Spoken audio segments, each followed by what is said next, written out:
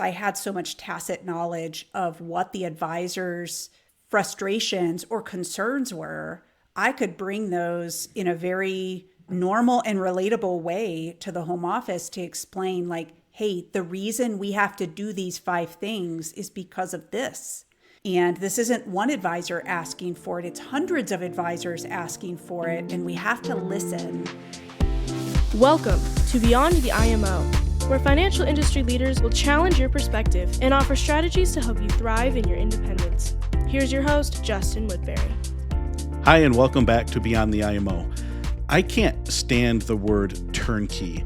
It's almost as bad as the word moist is to some people. Like, you just can't stand that. You hear it and you kind of shudder, and it's not quite that bad. But I think the reason why is because a lot of companies that have reached out to me over the years, and almost every company that works as a marketer claims that their marketing program is turnkey. And when I hear that, sometimes I think, and in my experience, a lot of other advisors hear turnkey and they think turnkey is unanimous with no work. I just have to show up and money starts pouring in. And that's just not the case. There's no program out there that is so turnkey that it doesn't require work. I have a kind of humorous story about this. In 2020, right in the middle of COVID, I had a couple of advisors that called me on my cell phone and they needed to talk like right now.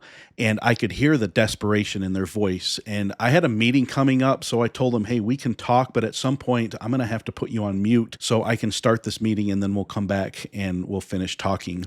But these two advisors were kind of in a panic because their business was bad. They were struggling like a lot of advisors did in 2020, and they wanted to know what's working. Specifically, they said, Justin, we need something turnkey. What have you got? So I told them, I don't have anything turnkey, but I can tell you what advisors are doing that's working.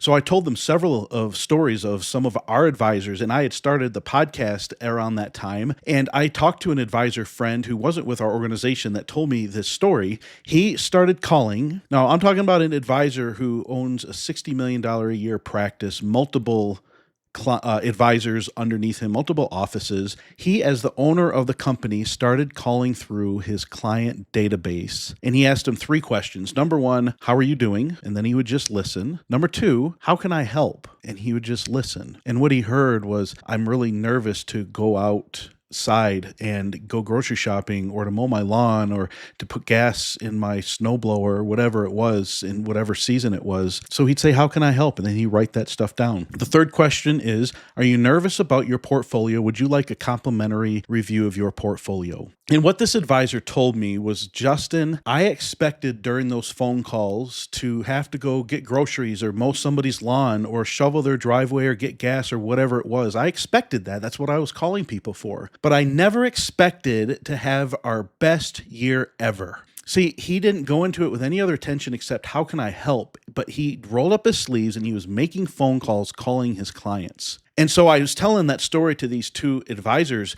And right after that, at that point, I had to start the meeting with my team. So I said, hold on, I'll be right back. And I put them on mute, but they were still in my ear. I still had my earpiece in and I was starting the meeting on Zoom. All my team was working from home at that point.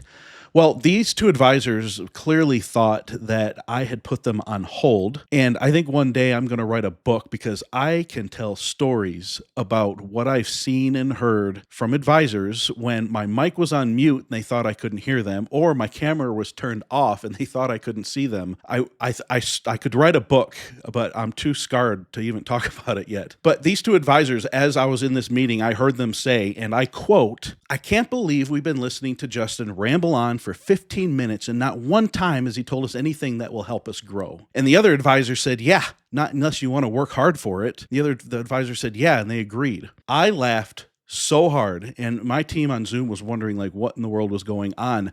But the reason I laughed is because it reminded me of Dumb and Dumber. And I know they say there's a little boy in every man. This is the little boy coming out in me.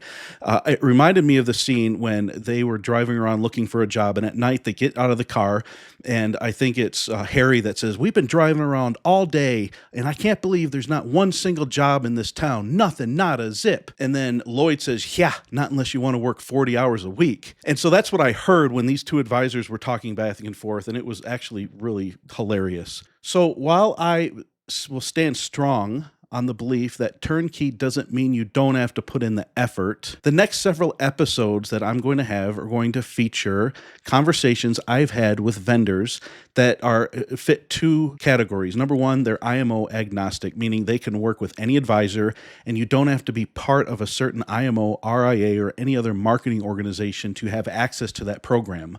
That's number one.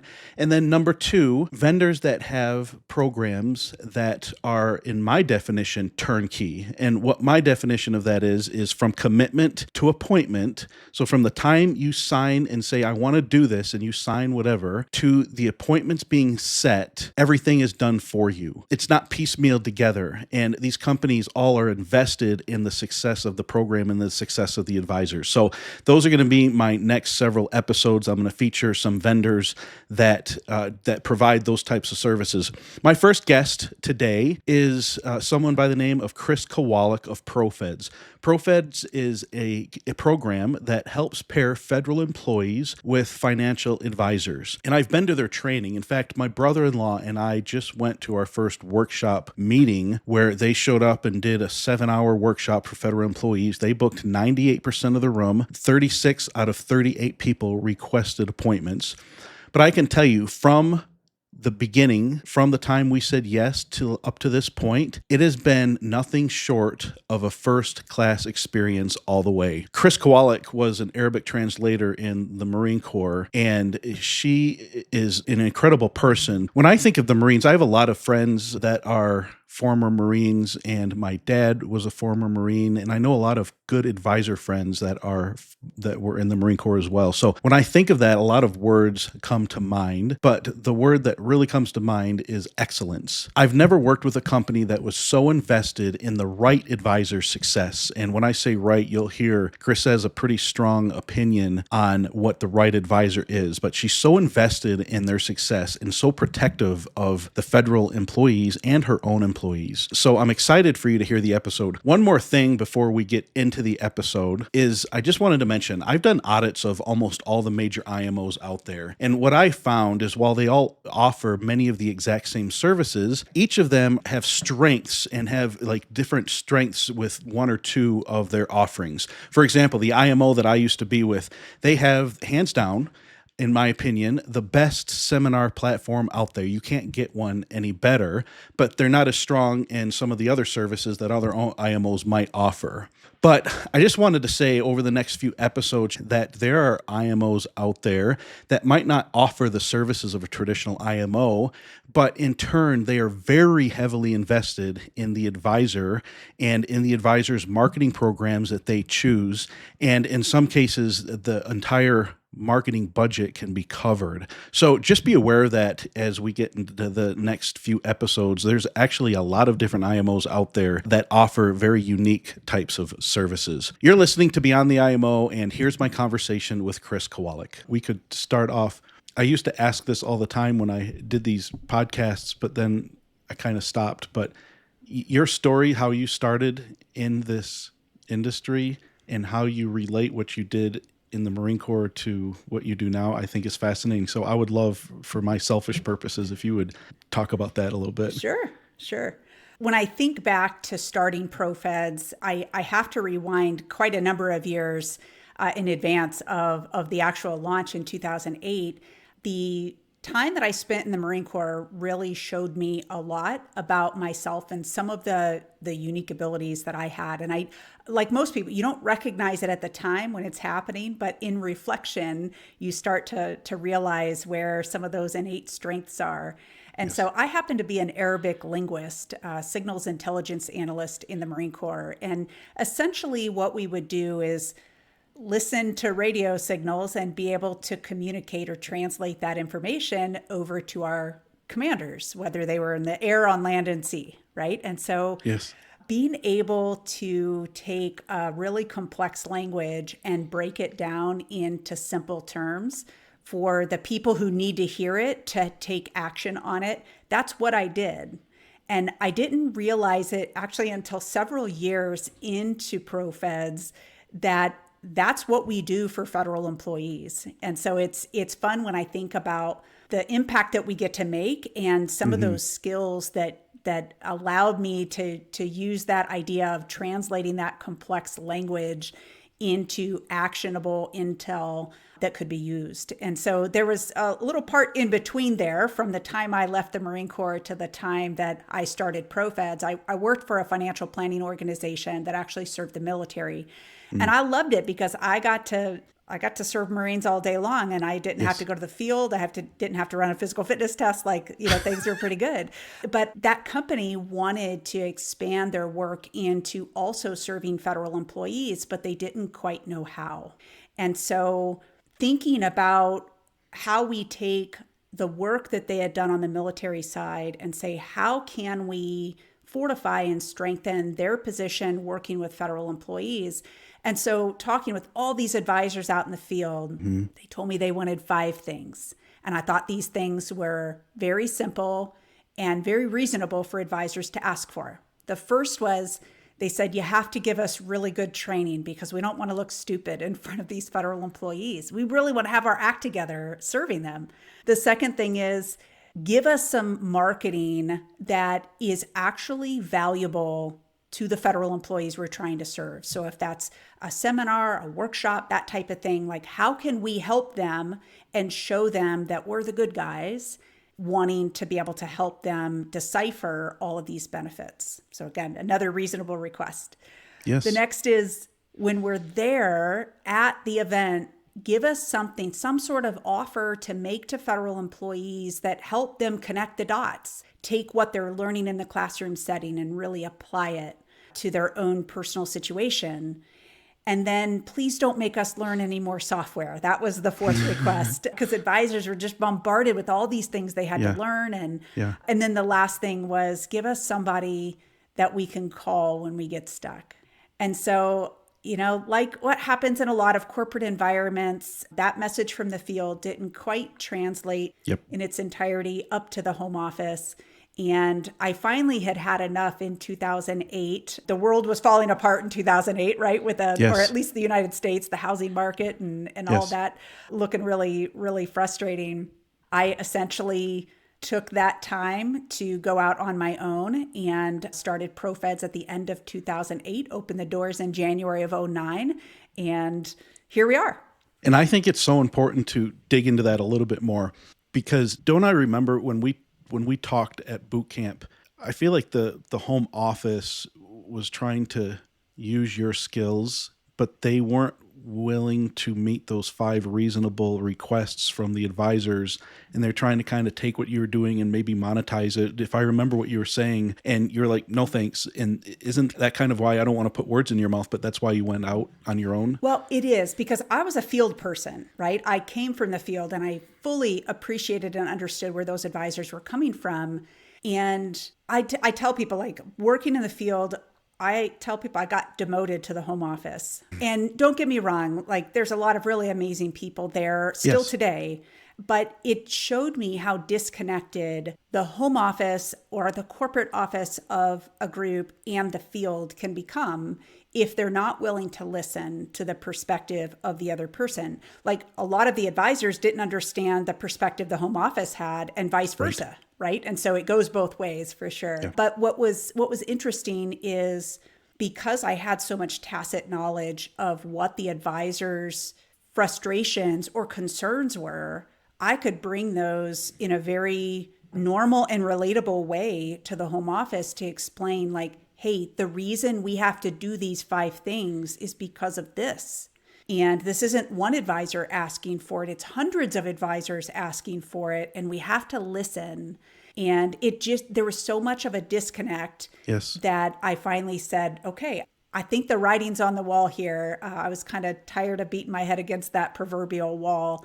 And it was so hard to leave. I'll be really honest. I loved those advisors. I loved the mission and the people we got to serve. It just at some point became not a good fit for me, because I couldn't see being able to help all of the people that needed this. They needed the end result, which are advisors who are properly trained and equipped to be able to help them. And I knew that we had the ingredients. It was just a matter of putting it into action. And so I decided to do it at that point. And we'll get into how well ProFeds training is. Have you ever read the book Extreme Ownership? Oh, yeah. I think it's called, yeah.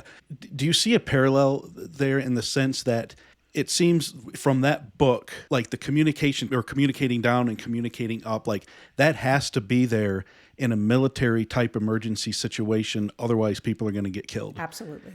Do you think that having that background in the Marine Corps and having that type of communicating up and communicating down, and then going kind of into the more civilian working with a home office, that's just not there? Yeah, I think in a lot of respects, because there's different things on the line in the military versus a financial planning organization, right? Or any other kind of company. And so the stakes are really high on the military side. And that's really where that extreme ownership comes into play, of the accountability that you have for your actions and the lives of other people. And if we can really harness that and show up to not have stovepiped organizations where departments don't talk to each other and this department wants this thing to happen because they're upset with this other department for something that happened a long time ago. Like, we don't have the time for all of that nonsense. We've got stuff to do. We've got a mission to go tackle. And so the extreme ownership piece and that accountability is something that I think small business owners can really harness, especially veteran small business owners, who are out there trying to make a real difference, but leveraging that mindset that comes from the military in a really productive way that the world needs, I think, now more than ever. No, I agree. And it's not, I guess it's not the same. It's not life and death, but man, if we all treated the communicating up and communicating down the way I read about it in that extreme ownership, that would be so awesome. Absolutely. And I think both sides can benefit from that. It's not just one side, the up or the down, that benefits. I think all of us can benefit from that. And the idea, in the military, you'll hear a phrase called shoot, move, communicate. And it's like, hey, take care of the thing right in front of you, get out of the way, and then call it in.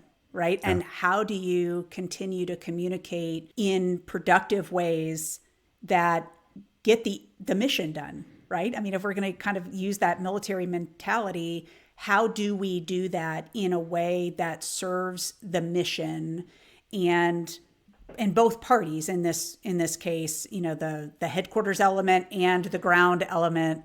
We have a great opportunity to do so much work if we just communicate properly and then listen to what's being communicated. Yes, communicate and listen is key. So in 2008, you walked away from the home office and you started what's now known today as ProFeds. To talk about ProFeds, I know so much more than I did a couple of months ago, but what does ProFeds do? So ProFeds our mission is to help federal employees retire with confidence. And, there are millions of federal workers who do the day-to-day work to run our nation. And, unfortunately, they're oftentimes not thanked for their service like us veterans are. But the idea that they have these complicated benefits that were written by our Congress, that they're hard to understand. There's exceptions to all of these rules. There's so much to be able to sift through and decipher that most of them don't stand a chance to actually get the retirement that they want if they're doing it on their own. And so if we have the ability to bring them the proper education and support, we have a great opportunity to help them succeed in retirement. But I can't do that alone as a training organization to just go give some classes and then hope that they'll figure it out when they leave the classroom. That's not how life works. That's not how the human brain works. So we wanted to make certain that in our effort to help federal employees get super squared away on their government benefits and how they fit into the rest of their financial life, we had to be able to pair them with a financial professional who had unique knowledge and skills to be able to help them. And so that's really where the name ProFeds came from, the professionals, the financial professionals and the federal employees. And we like to make that marriage work so that they come together and really end up benefiting both. The financial advisor feels great that they get to serve a really deserving group of people, and the federal employee feels great that they're able to now leverage the government benefits and understand how they fit into the rest of their financial life. When I first heard about ProFeds, let me back up a little bit. When I became CMO and I changed my title on LinkedIn, I immediately started getting bombarded with lead generation type companies. And so when I went out as an advisor on my own and a mutual friend of ours said, you should check into ProFeds, I kind of rolled my eyes and said, oh, great, another lead generation company. That's all I need to hear about, because there's so many of them out there. And all of them claim to have the best. I mean, they all claim to have the best product and the best service, and it's turnkey and stuff. So I first talked to Tom, and after the conversation with Tom, and Tom didn't even say this, but our friend said, ProFeds has to, like, these calls, they're sizing you up to see if they're even going to allow you to work with them. I had never heard of that before. Like, nobody says that. I mean, they say that, but that's just like a sales technique. But I got the impression after meeting with Tom that I was on the chopping block, but I didn't know if I was even going to get a return phone call. And then I wound up talking with you. That was so refreshing and attractive to me. And I just would love to hear. I mean, I know we've talked about it, but you guys turn down like 90% of the people that reach out to you. We do. Why is that? Yeah, Tom will have 10 discovery calls with advisors who are interested in coming into this program. And I might talk to one of them after that for our right fit call. And listen, as businesses evolve and mature over time, it's natural to be more discerning about the type of people that you want to be able to help, the type of people that your service and your relationship that you're building, that serves those people well, and that those people coming to you are in it for the right reasons. And when you find that good pairing, amazing things can happen. But we can waste a lot of time and energy with advisors who are only transactional. They're looking for lots of leads. They don't really care about the quality. They're just lots of names. You know, it's a numbers game and all of that. They're looking for transactional relationships with their lead provider, whoever that might be. Sometimes that's through an IMO. Sometimes that's through an RIA. You know, lots of different ways, I suppose, that those leads could come in. But I'm of the belief, like, this is a complicated enough sector to serve that if we don't have the right training, we don't have the right marketing, we don't have the right offer, we don't have the right software, and we don't have the right help, right? Those 5 things advisors really wanted. If we don't have those in place, even the best advisors are not going to do well. And the consequence of advisors not doing well is that the very audience that we're trying to serve don't get help. And so I would rather be discerning up front and make sure, is this a person that I actually want to work with? Like, as a human being, is this the right kind of person? Do they want the type of relationship that we want with our advisors? Why do they want to serve federal employees? That part's important to me. It's not so that we can have a room full of people at 59 and a half or over, right? Because that tells me one thing: we're looking to sell a product fast. And it drives me absolutely crazy. I'm sure you've seen it in so many programs that you've experienced over the years. It is really, really frustrating when that's the approach advisors have. Because, I mean, one, it's frustrating for me as a business owner because I don't want to see that people are showing up in the industry that way. But the second thing is, what a waste of a career to not actually do the work required to help your audience. It seems like such a waste of human energy and potential to go through a financial planning career and blow it because you're unwilling to do the important, hard, unsexy work that is required behind the scenes. Because clients only see the thing that happens at the table, right? Where, you know, you're belly to belly talking about all their things, all the numbers. That's what they see. What they don't see is the work that went into the knowledge base that you have and the processes that you follow. Yes.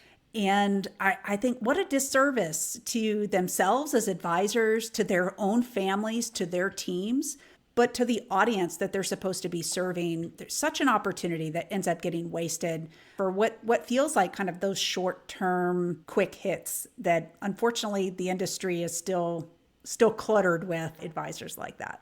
And they are. And I've said this, I'm pretty unapologetic about my opinions on these types of things, but I think that advisors tend to go after the low hanging fruit. So they want them, right at that 59 year old mark, maybe a little bit older, a certain amount of assets and stuff. I also blame the financial industry as a whole for pushing these advisors to getting those types of appointments, because you can spend a lot of money on a seminar, fill a room with people between 59 and 65 that have a certain amount of assets. Who cares if 30%, 40%, 50% book an appointment? You can pay for that seminar and then do another seminar. And I know advisors that spend hundreds of thousands of dollars a year on seminars that have been in the business for 40, 50 years, but they're still doing that because that's what they've been taught to do by their IMO or by other insurance people, because they're the ones that feel the expensive weight of a campaign like that, not the IMO. And so I agree, it is annoying, but I also think that the financial industry as a whole needs to do better. Yeah, and there's a long list of things that could be added to that, Yes. of the things that I wish the industry would do differently. I'll give one quick example because there's so many kind of running through my head right now, but this one really jumps out at me. So one of the things that I want to point out here with respect to the industry and the long list of things that I think that they could do differently, we see this kind of pretty prevalent in our workshops where we have a federal employee come to one of our training sessions. These are full day sessions.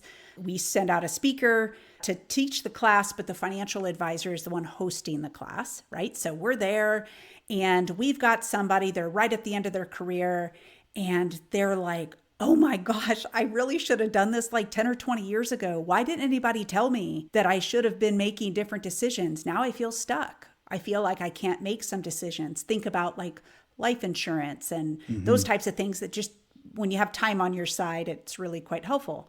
So what those people end up doing is they go back to the office, and because they care about their coworkers, they're going and telling their coworkers, and specifically the people who work for them, the younger employees, don't do what I did. Get to these sessions. No, open your eyes, make different decisions, because you're going to be way better off than I was if you start now. And that's a wonderful message for these federal employees to pass to their peers or to to the people who work for them. But as an industry, when that 30 or 40-year-old comes to a workshop, the natural response of an advisor is, well, there's nothing I can do for them right now. And they say that because they can't move their 401k money, called the thrift savings plan. Yes. Right? They're not 59 and a half. They're not retiring. And so the advisor can't touch that money. But what a shame. And it's not just with federal employees. I use that as an example because that's what I know. But this happens in all of these different marketing programs. And it drives me absolutely nuts that people come to us younger asking for guidance. They're asking for that leg up and to get a jump start on planning. And as an industry, we tend to turn them away. Yes. But when they come to us and they're 60 years old and they're like, okay, I'm ready to go ahead and retire, we look at their stuff and we're like, dude, you should have done something really different. Like, you are not in a position to have options. Yeah. They were giving themselves a chance to have options, and we turned them away as an industry. It blows my mind that we do this. But I think, to your point, we've taught advisors that they should only be focused on people at the end. That's right. What a That's right. disservice to everybody, not just federal employees, but all of the people who are trying so desperately to get started. Because I'll tell you, when I first got started with this financial planning company that I worked with, I was an active duty Marine. I was a young Lance Corporal out at Camp Lejeune, North Carolina. And I had a staff sergeant grab me by the back of the collar, and he said, go in to see my financial advisor and do whatever he says. So I marched my butt right in that office. I sat down, I listened, I understood what the end result was that I really wanted. I didn't maybe know how all of my life was going to play out, right? I guess none of us do. But I had a pretty good idea, and it allowed me to start to take some steps that I'm so grateful for that I was able to take. But at least that company was able to help a younger person like me. They were used to working with the military. Of course, we have a lot of younger people in the military, and so that kind of explains that. But the idea that when we put time on our side, gosh, it just opens up so many opportunities. And I wish the industry would embrace that more, really across the board. Agreed. And I know we were talking before I officially hit record, we were talking about fee only planners and stuff. I've noticed, because I've had a lot of them on my podcast, they actually do a pretty good job at that younger generation, because they're not looking necessarily to go after that 59.5 401k or TSP. They're willing to work with anybody of any age because they charge a fee, and maybe it's a percentage of assets under management, maybe it's a set flat fee. And I appreciate that perspective, because I didn't even know what a fee only planner was, Chris, until a few years ago when I started inviting people onto the podcast that I found like on Investopedia, and they said, I'm a fee only. And I'm like, I don't even know what that is. But I have a lot of respect for that part of it, because I feel the other advisors in our industry don't, but as a whole, it's a fail in this industry. Yeah, no, I totally agree. And with respect to the fee only side, there are lots of different ways that advisors can be compensated. And you and I don't work for free. Other advisors don't work for free. Federal employees or any of the other people that we happen to be serving, they don't work for free either. And so I think advisors deserve to be compensated fairly for what they're doing and the expertise that they bring. I agree with you. I like the idea of the fee only with respect to the ability for them to structure the kind of work that they want to do with younger groups of people. Yes. That maybe don't have all their act together just yet. That's why they sought help from that advisor. But they're able to be compensated for that season of their life that other advisors are willing to ignore. And so fee only is really attractive in that respect when we have that younger audience. Certainly not the only way, and I wouldn't even argue the best way to be compensated, because everybody's going to be a little bit different. But I do like the idea that they're trying to get more creative in the way that they can be compensated, helping the younger group of people. Yeah, I agree. I remember being at boot camp that I want to talk about in a little bit, but I remember being at boot camp, and Dale, a gentleman there, stood up and he turned around. And I know he wasn't there. You weren't paying him to say any of this, but he's like, you guys are representing ProFed and you're working with federal employees. And if you don't do a good job, you make me look bad, because it all gets around. And I understood what he was saying, but it wasn't until a couple of months later that I reached out to a friend, because Sean and I were thinking, well, how can we practice like the presentation? And because there's a whole training that we'll talk about. So I reached out to an old friend that works for the FAA, and his name's Dale as well. And he has red hair, and I'll tell you, you'll know why I say that in a minute. I asked him, hey, we work with federal employees, and I'm wondering if we could do a complimentary federal benefits report for you.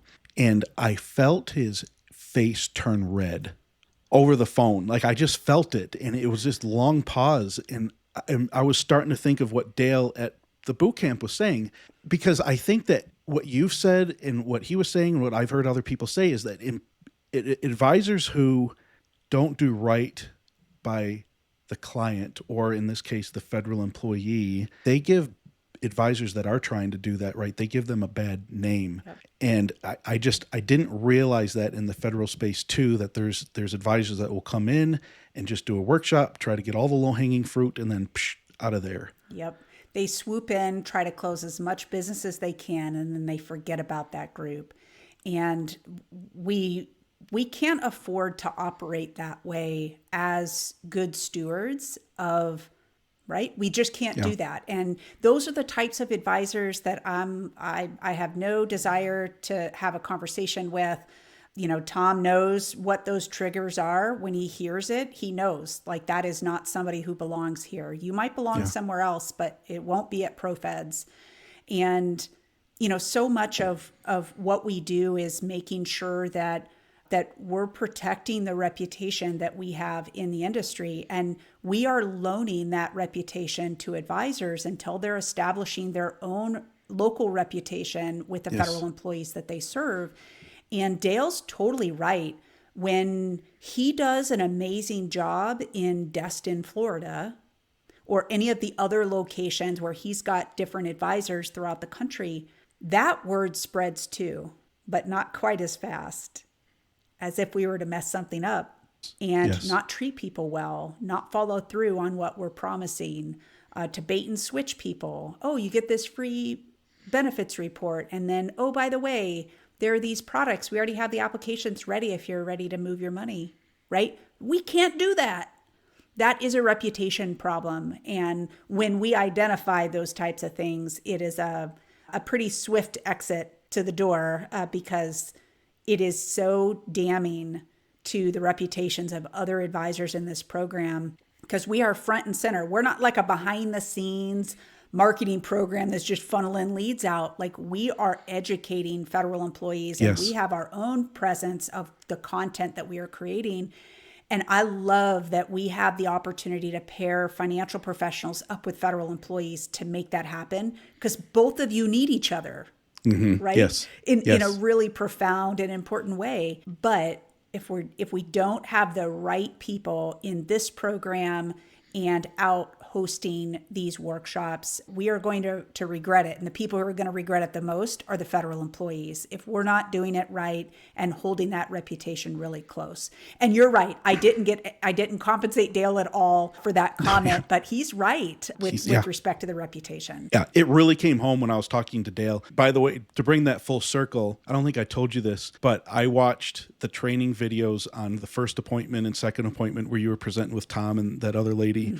And I literally wrote down word for word your words. The first appointment was literally me. It was virtual because he lives in Michigan. It was literally him on one side of the screen and the transcript on the other side. I read and went through it. The second appointment, I felt even more comfortable after going through it, went through it. And I had told him up front, look, we're not trying to, this isn't a bait and switch. I'm not trying to do that Kirby vacuum cleaner type thing where it's like, hey, I have to find 5 friends and then try to close you. I promise I'm not going to close you. You'll have to ask me if you want more information. By the time we got done with the second appointment, he was like, what do I do? How do I do this? And so we have a third appointment with him coming up, and he might wind up turning into a client. Yep. And that is a testament to the training and to the software and everything, because I literally, Chris, I was reading, I changed a few words because I wanted it to sound like me, but I was reading almost word for word that second appointment example. It was so helpful. So it's so funny that you say this, because when we did that demo at our conference, this was, 4 or 5 years ago at this point, I wanted to be sure that people realized this was not a demonstration of how to manipulate people. This is a demonstration of how to have a real conversation about things that federal employees care about. Yes. And what worries them. And how do we create an environment where we're asking the right, thoughtful questions so that they feel like they've got a good environment to be able to share that with you and be a little bit vulnerable and realize that they have issues that need to be solved. And so when I did that demo, I was thinking, man, there's so many people in this audience who have been with me for so long. They have conducted countless report meetings. Is this going to be the bathroom song? Do you know what the bathroom song is? Like when you're at a concert and you hear that one song and you're like, oh, time to go to the bathroom. I don't need to hear this. I kind of thought that this was going to be the bathroom song for these advisors who had, are longtime veteran advisors, and they all sat eyes glued to the stage watching. And it's funny, they ended up passing around a microphone, kind of giving their input. And so many comments were like, that looked so simple because you were just having a conversation with people. Yes. You were just doing it in a really thoughtful, organized way.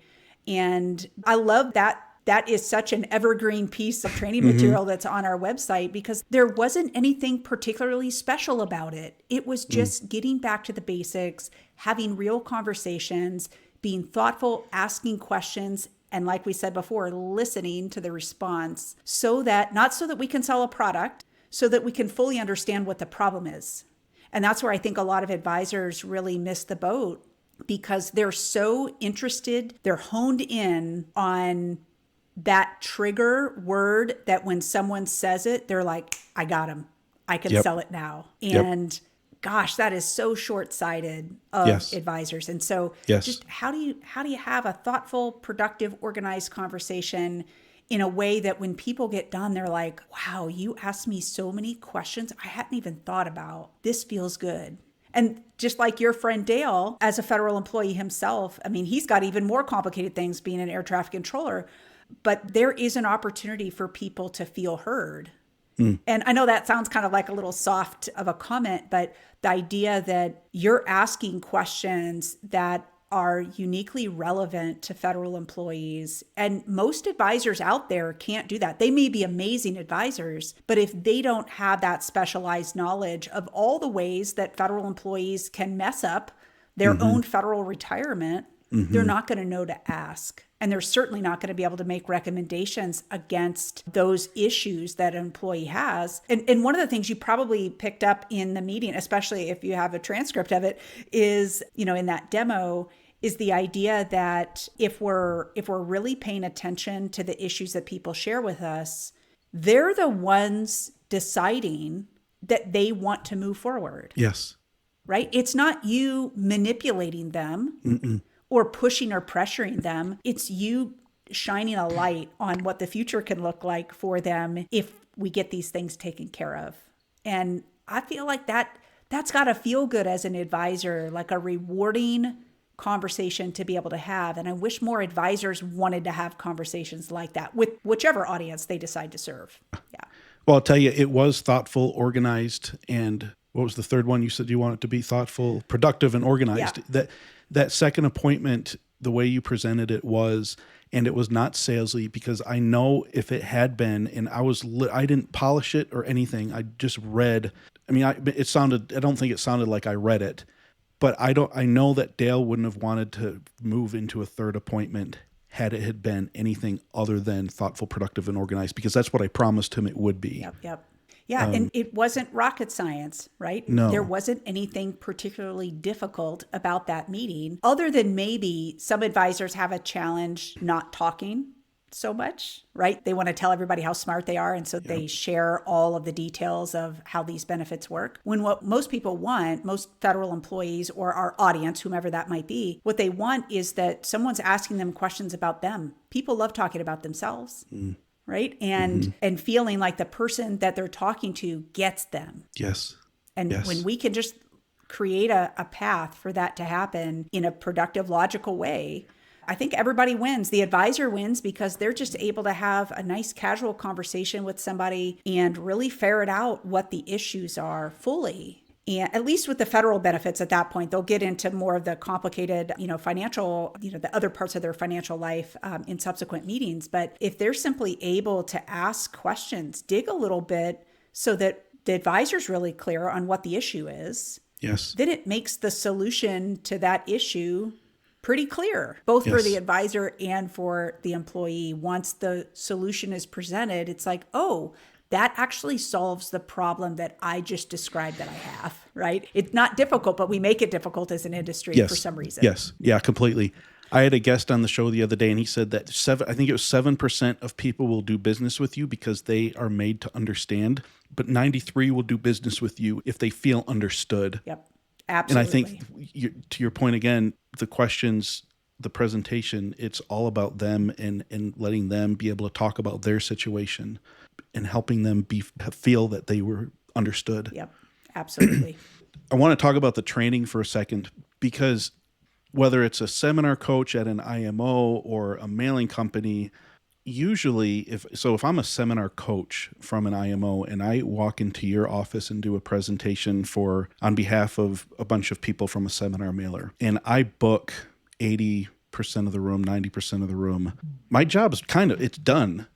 But I was struck, and I'm still struck with the training leading up to boot camp. So once I passed the no asshole rule, we need to talk about the no asshole which we need to talk about.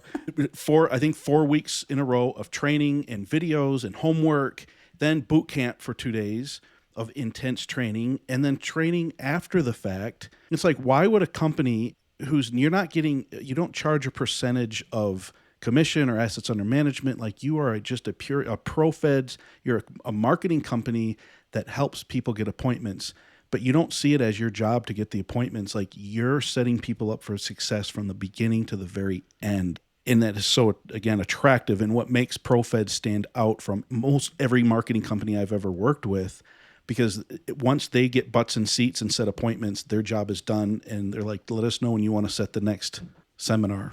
Yeah, to your point, we're much more invested and ingrained in the day-to-day operations of the advisors in our program. Like, we really want to be good partners with them. And we don't throw that term around loosely. That is us wanting to make sure that, one, we have the right kind of advisors in our program to protect the reputation of the program and the other advisors. Second, that we provide the right training. If advisors aren't completing the training, they're removed from the program.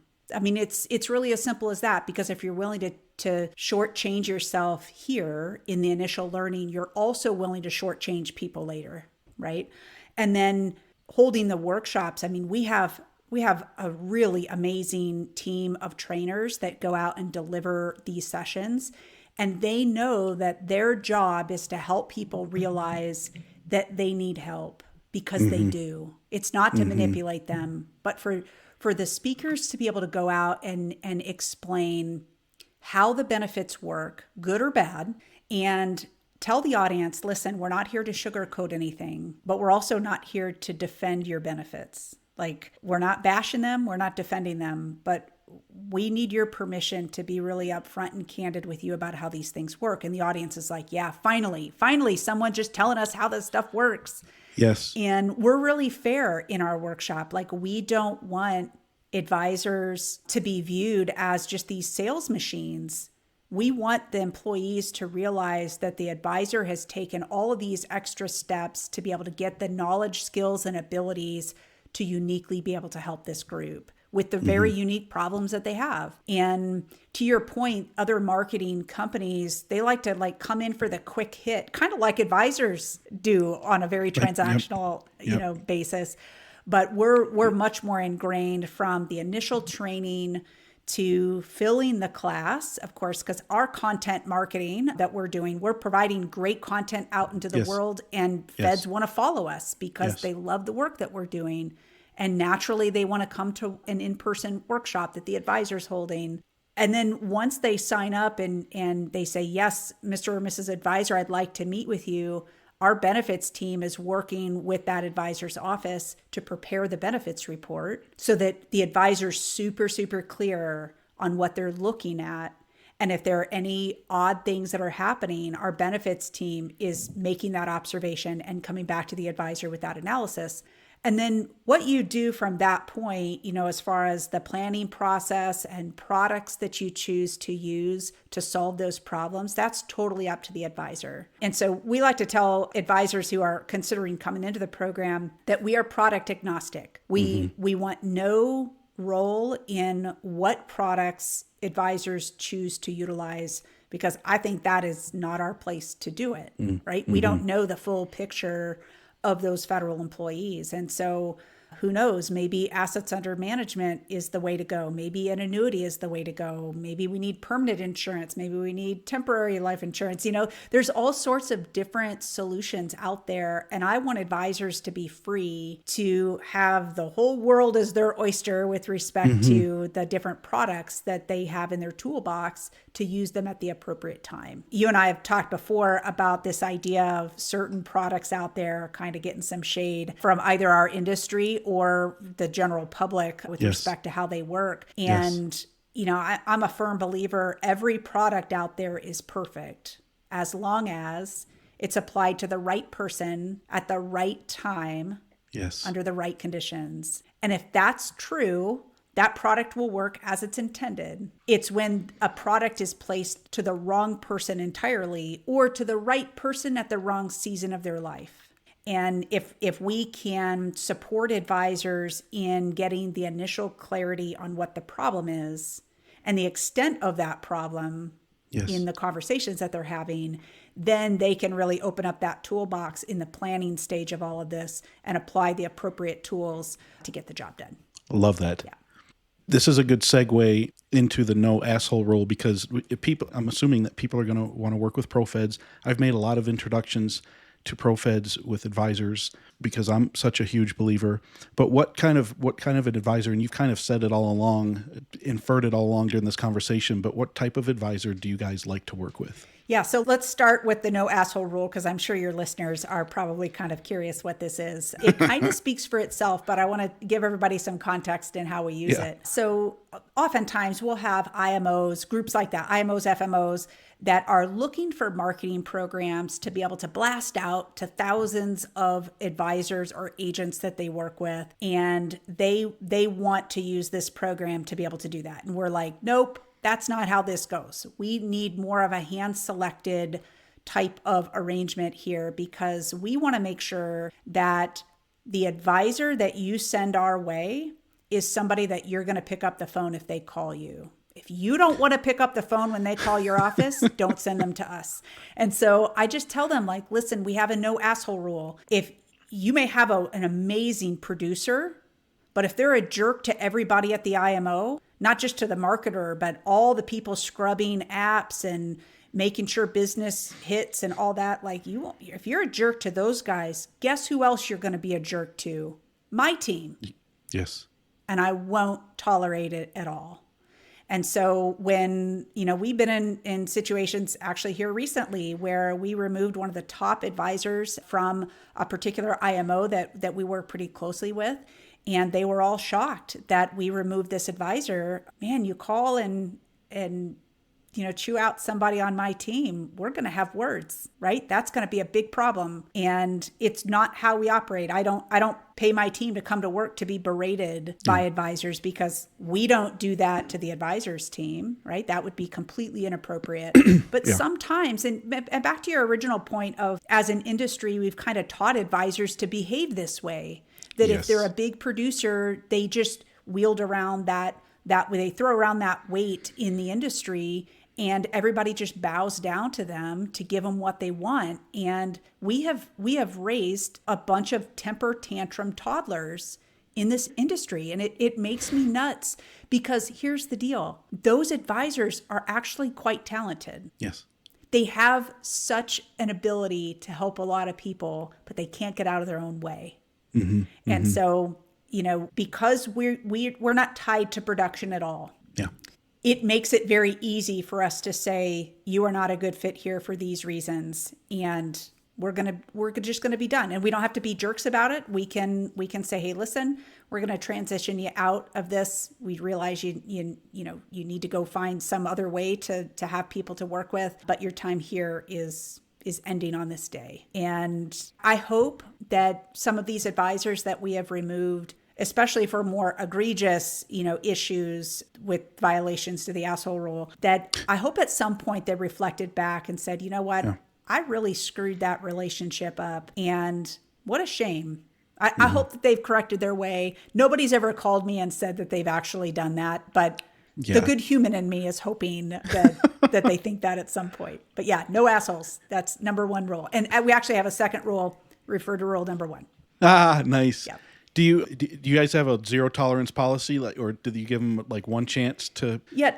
Typically, it depends how egregious this thing may be. But if we've got an advisor who's just a little short and snippy, hey, listen, we can address that, because we realize we all have bad days.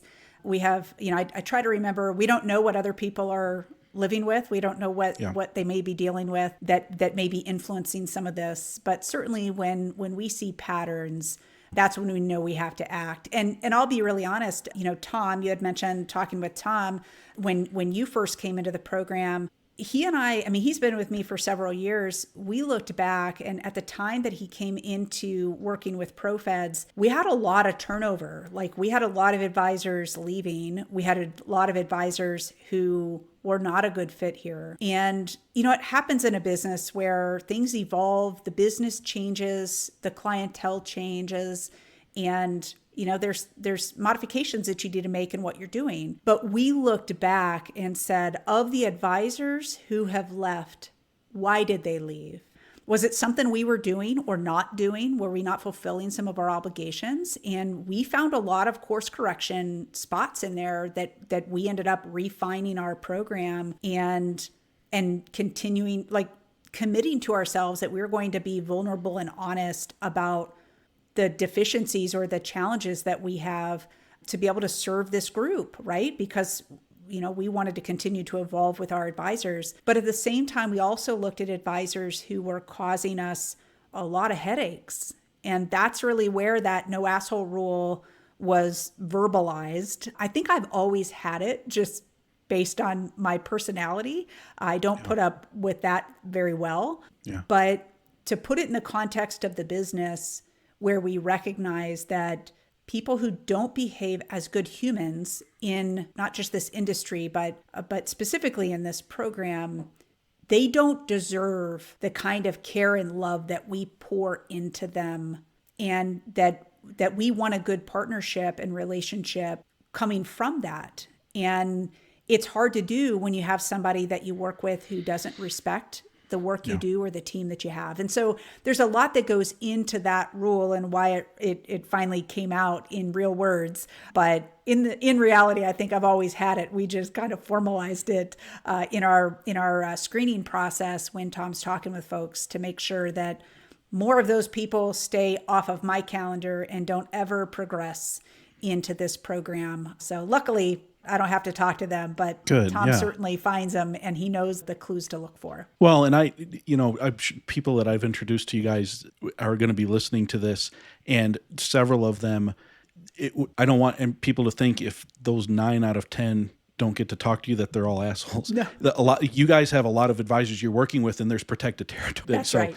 But anyone listening that I introduced, it's not because I wouldn't have introduced those people to you guys because I don't work with the people. Oh my gosh, that's so funny. I'm so glad that you brought that up because obviously there are other reasons why working together might not fit. To your point, we've got advisors in certain areas that maybe just can't house more advisors. Yeah. But that is a very good point that I'm glad your listeners got to hear from you. Oh, one of my closest advisors' friends, she's the sweetest person that you could ever meet, and so I wouldn't want her to listen to this and be like, did I say something? But you bring up a really good point. Like you said, I wouldn't have sent them to you because I know the rule, right? If they were jerks, I wouldn't have sent them over to ProFeds. And I love that because there's a little, like our friend Dale is sitting on your shoulder and he's saying, we have a reputation to protect. The only advisors we want in this program are the ones who are committed to doing the real hard, unsexy work of learning all of this, and that we are all in it to protect the bigger reputation so that feds know we're the good guys. Yeah. Right? And so by virtue of you being part of our program and hearing that from Dale, it's causing you to have your own filter to say, oh, that guy I met at that IMO trip, or that advisor I happened to be sitting next to on an airplane, we got to talking and I realized I don't want a guy like that in the program with me. That's a really good filter to have. Yeah. And it speaks really to the community that the ProFeds members really have, all of our advisors in the program.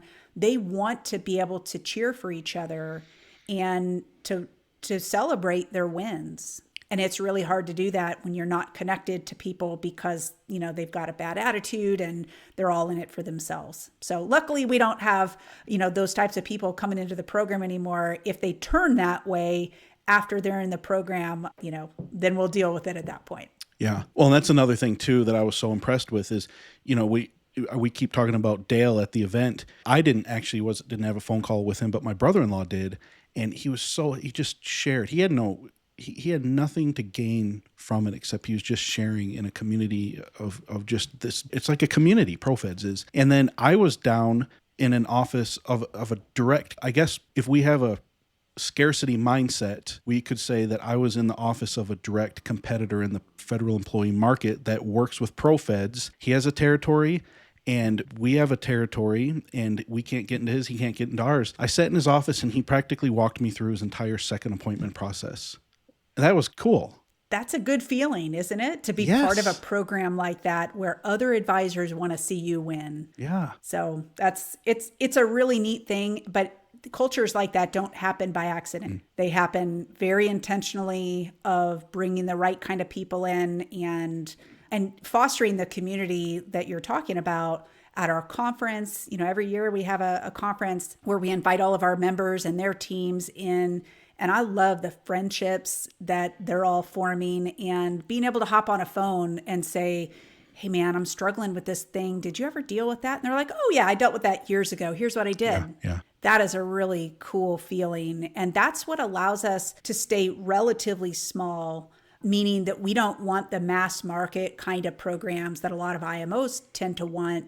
They want to blast out to 30,000 people. Well, yeah, that's not how this works. We're much more intimately involved. And part of it is fostering that community amongst the advisors themselves. Yeah. I love that. How can people so they can go to ProFeds.com and they've got to get through Tom to get to you. That's right. That's right. So be on your best behavior when you talk to Tom, guys. That's right. He'll see through that a-hole, that asshole meter. Chris, this has been so good, and I appreciate your time. I know how busy you are, so thank you for being willing to get on and share this. Well, I couldn't be more delighted to be here. I know the company you keep with different guests that you've had on, and the idea that I'm on along with them is really amazing. So keep up the good work. It's fun to be able to talk a little bit about the industry itself and have a little fun with you today on our call. Yeah, for sure. Thank you so much, Awesome. Chris. Thanks, Justin. Yeah.